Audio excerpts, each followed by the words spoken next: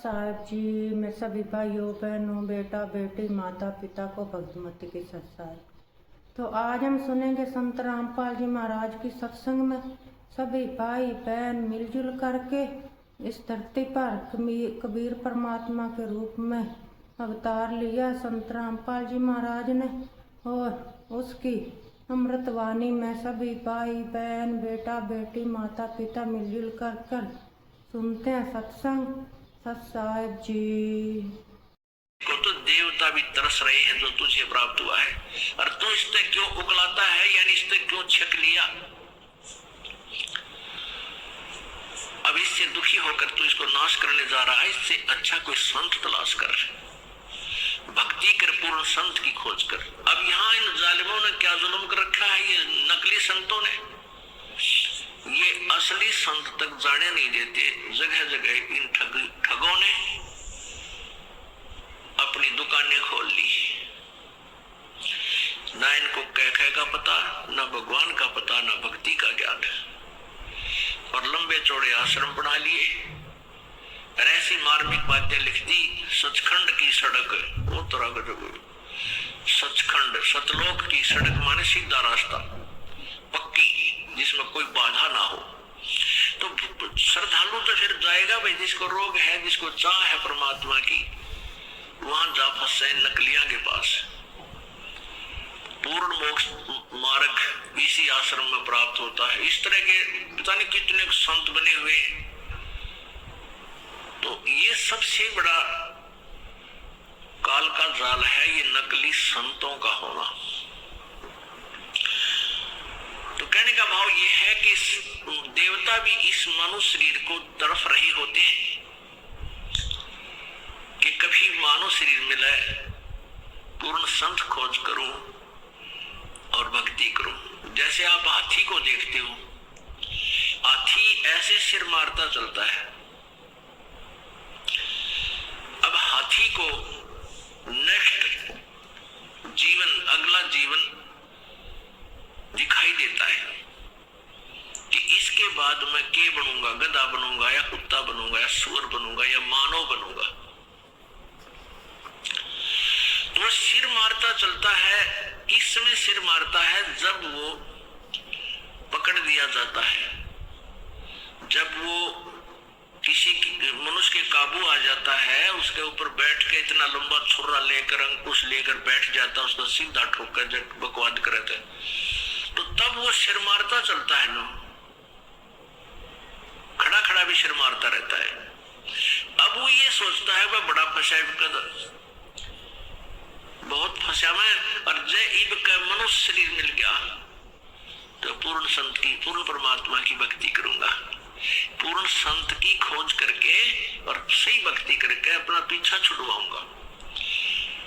अब परमात्मा यहाँ क्या बताना चाहते हैं कि जो कुंजर सिर धुनत है, अगला जन्म सुजंत, इब कहेला नर करे त सेव पूरे संत। अच्छी मन में सोच रहा होता है कि यदि अब की बार मनुष्य जीवन मुझे मिल गया तो पूरे संत की खोज करूंगा। अब परमात्मा फिर उसके ऊपर एक और कहते हैं कि हाथी अर्थात ये आत्मा मन के संयोग से इतनी ढीठ होगी। हाथी के विषय में कहते हैं कि हाथी तभी तक सिर पटक रहा है, धुन रहा है, जब तक यो बंद में आ गया और मनमानी इसको मस्ती नहीं कर पा रहा। इसलिए ये भगवान याद कर रहा है और ईद छोड़ दे इसने। अब इसको खोल दे यहाँ से और जंगल की तरफ कर दे। कति भगवान याद ना करे, उड़ा खावा कीड़े के पेड़ा नर मारा मस्ती फुर फुर नावर ठाठ करे, नरी को बिट करे, कति सर नहीं धोने ना इसका याद आवा भगवान, हालांकि इसको पता भी है। तो इसलिए परमात्मा कहते हैं भाई, इस परमात्मा के तत्व ज्ञान के बिना ये प्राणी ना तो भक्ति कर सकता और ना ही अपने इस मानव जीवन को ठीक ढंग से जी सकता। इसमें कोरी को बद करेगा। थोड़ा सा कोई राजपद प्राप्त हो गया, कोई बड़ा सा अधिकारी बन गया तो धरती तोलन न हो जाए। मंत्री, मुख्यमंत्री, प्रधानमंत्री, राष्ट्रपति बन गया तो पता ना क्या सोच बैठे। और आपस में कि तू इंसान भी है, तू जीव भी है। तो ये जो चौंध लावा है, ये काल लगाव है, ये भूल जो डालता है, ये काल लगाता है कि ताकि नरे कर्म फोड़ ले अपने और पापों की गठड़ी बांध ले। क्योंकि अच्छी आत्माएं पूर्व जन्म की होती हैं, वो ही कोई उच्च पद, अच्छा धन प्राप्त करती है। तो वो अच्छी आत्माओं से नरे पाप करवा कर उनको नीच आत्मा बढ़वा देगा। और जो दुखी है वो पिछले, जो गरीब है, रोगी कोटि है, वो तो पिछले जन्म के पहले ही पाप नरे इकट्ठे कर रखे। तो पुण्यात्माओं, तत्व ज्ञान से हमें ये जानकारी होगी कि पूर्ण संत हमें मिला है, उनसे हम भक्ति लेकर साधना, सत साधना करें और मर्यादा में रहेंगे तो हमारे पाप कर्मों से आने वाले प्रारब्ध के जो कष्ट है वो पाप भी कट गए, हमें सुख होगा। यानी आप पर आने वाली आपदाएं, संकट भी दूर होंगे, आप निर्धन भी नहीं रहोगे, आप धनी बन जाओगे। एक तो आप यहाँ के भौतिक सुख के, भौतिक धन के धनी बनोगे और आध्यात्मिक धन के भी आप धनी बनोगे। आप दोनों ही धनी इस परमात्मा की सत्य साधना से। कौन सी परमात्मा की? उस पूर्ण ब्रह्म की। गीता जी अध्याय नंबर 15 के श्लोक नंबर 1 से 4 तक ये बताया गया है कि ये संसार रूपी एक उल्टा लटका हुआ वृक्ष जानो और वृक्ष की ऊपर को जड़े मानो, ऊपर अर्श कुर्श पर, अर्श माने आसमान पर, कुर्श माने उसके कॉर्नर पर, आखिरी छोर पर, अर्श कुर्श पर श्वेत गुंबज है। और जहां परमेश्वर का डेरा, जहां कबीर परमात्मा का डेरा स्थान सतलोक है, अर्श यानी आसमान के अंतिम छोर पर, ऊपर में, कदी चोटी में, सुन शिखर में, तो वहां परमात्मा रहता है सतलोक में। तो ऊपर को तो जड़ है, यानी वहां से तो सबकी उत्पत्ति हुई है, वहीं से ब्रह्म की उत्पत्ति, जो 21 ब्रह्मांड का मालिक है, ब्रह्मा विष्णु महेश का पिता है, जिसको काल ज्योति निरंजन भी कहते हैं, काल ब्रह्म भी बोलते हैं। और वहीं से परब्रह्म जो सात संग ब्रह्मांड का स्वामी है, उसकी उत्पत्ति हुई है। अर्थात वो जड़ है, वो मूल है, मुख्य है सबकी, सभी प्राणियों और सभी ब्रह्मांडों का रचनहार वही है। तो वो ऊपर को जड़ वाला, तो ये आदि पुरुष परमेश्वर यानी पूर्ण ब्रह्म रूपी तो जड़ समझो इस संसार रूपी वृक्ष की, और नीचे कोई तीनों गुण रूपी शाखा, रजगुण ब्रह्मा, सतगुण विष्णु, तमगुण शिव जी, ये शाखाएं हैं। बीच के जो और भाग हैं उनको काल ब्रह्म ने नहीं बोला गीता में। उसके लिए गीता जी अध्याय नंबर 4 के श्लोक नंबर 34 में बताया है कि वो तत्व ज्ञान जो अध्याय नंबर 4 के श्लोक 32 में जिसके विषय में लिखा है कि सच्चिदानंद घन की वाणी में वो लिखा हुआ है, विस्तार से कहा उस तत्व ज्ञान को, यानी कंप्लीट नॉलेज, उस पूर्ण संपूर्ण ज्ञान को किसी तत्वदर्शी संत से जाकर पूछ। उनको दंडोत प्रणाम करने से, कपट छोड़कर उनसे प्रश्न करने से तत्वदर्शी संत तुझे उस परमात्म तत्व की, यानी और परमात्मा गीता ज्ञान दाता से कोई भिन्न है, उस पूर्ण ब्रह्म के बारे में जानकारी देंगे। उस तत्वदर्शी संत की पहचान बताई है 15वें अध्याय के प्रथम श्लोक में। उसमें बताया कि ऊपर को जड़ वाला, नीचे को तीनों गुण रूपी शाखा वाला, ये जो संसार रूपी वृक्ष के सारे पार्ट, सभी विभाग, जड़ कौन परमात्मा है और तना कौन प्रभु है, डार कौन प्रभु है और शाखा कौन है, ये विस्तार से जो जानकारी देगा स वेदविद, वह वेद के तात्पर्य को जानने वाला है, अर्थात वो तत्वदर्शी संत है।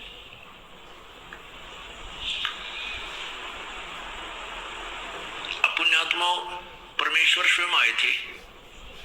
आप आरती, आप साजे, आप किंगर, आप बाजे, आप ताल झां जनकारा, आप नचे, आप देखण हारा, कह कबीर ऐसी आरती गाऊं, आपा मध्य आप सुनाऊं। तो परमात्मा स्वयं ही आए हैं। आप पे आरती जुगे, आप पे साजे, आप पे किंगर, आप पे बाजे, आप पे नचे और आप पे देखण आ रहा। आप ही एक दास की भूमिका कर रहे हैं परमात्मा, और स्वयं ही सब ब्रह्मांडों का संचालन करने वाले भी वही है, सबकी देख रेख भी वही कर रहे हैं। तो उन्होंने स्वयं ही आकर के ये ज्ञान बताया था, तत्व ज्ञान बताया था। उसमें वो क्या ज्ञान बताया था कि अक्षर पुरुष एक पेड़ है, निरंजनवा की डार, और तीनों देवा शाखा है, ये बात रूप संसार। उस परमेश्वर ने ही डिटेल बताई सारी। जड़ तो वो खुद मालिक है ही, उससे अलग बता रहा है कि जैसे पेड़ आपको बाहर नजर आता है पृथ्वी से, तुरंत वो मोटा जो हिस्सा होता है वो तना है। ये संसार रूपी वृक्ष का जो 21 7 संग ब्रह्मांड का जो क्षेत्र है, उसका मालिक है, उसको तो समझो तना है, और वो है परब्रह्म यानी अक्षर पुरुष। उससे फिर आगे मान लीजिए तना का एक डार निकलती है मोटी, उसको समझो ये अक्षर पुरुष, अक्षर यानी सर पुरुष यानी ब्रह्म ज्योति निरंजन कहो, इसे काल कहो। और उस डार के फिर 3 शाखा है, ये रजगुण ब्रह्मा, सतगुण विष्णु, तम गुण शिवजी रूपी शाखा, और फिर पात रूप संसार।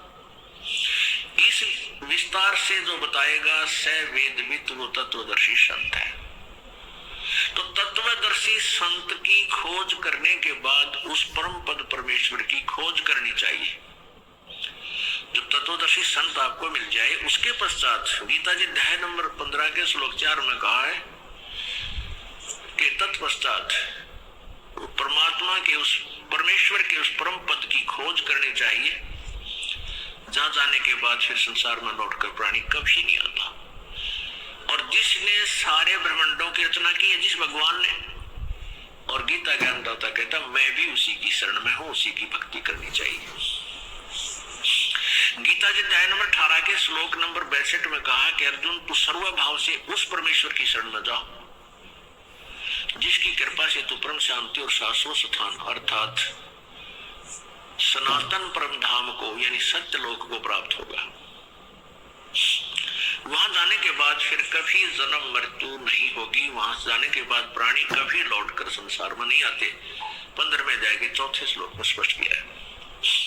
और इन 3 प्रभुओं के विषय में गीता जी अध्याय नंबर 15 के 16 और 17 श्लोक में स्पष्ट किया है। एक क्षर पुरुष, एक अक्षर पुरुष यानी एक ब्रह्म, एक परब्रह्म, और ये दोनों ही नाशवान है। इनके लोगों के प्राणियों का भी सतुल से नाशवान ही है, और जीवात्मा सबकी वो तो अमर है ही, गधे की भी है, कुत्ते की भी है। फिर 17वें श्लोक में 15वें अध्याय के गीता जी में कहा है कि उत्तम पुरुष है, पुरुष माने प्रभु, उत्तम पुरुष है तो अन्य परमात्मा इति उदाहरते। और ये लोग तरनम आदि से विभर्ती अवे ईश्वर है, कति स्पष्ट कर दिया है कि जो उत्तम पुरुष, पुरुष मान प्रभु, उत्तम माने श्रेष्ठ यानी सही भगवान, तो इन ऊपरलों से और ही ऊपर वर्णित 16वें श्लोक में वर्णित भगवानों अक्षर पुरुष, क्षर पुरुष और अक्षर पुरुष से कोई और ही है, और वही परमात्मा इति उदाहरते उसको भगवान कहा जाता है। और वही लोक तरनम आविश्य विभर्ती, तीनों लोकों में प्रवेश करके सबका धारण पोषण करता है, वो अव्यय ईश्वर है। अव्यय माने अविनाशी, वो वास्तव में अविनाशी परमात्मा है। तो परमात्मा हमने उस परमात्मा की भक्ति करनी है, उसकी भक्ति करने से हम पाप जो हमारे प्रारब्ध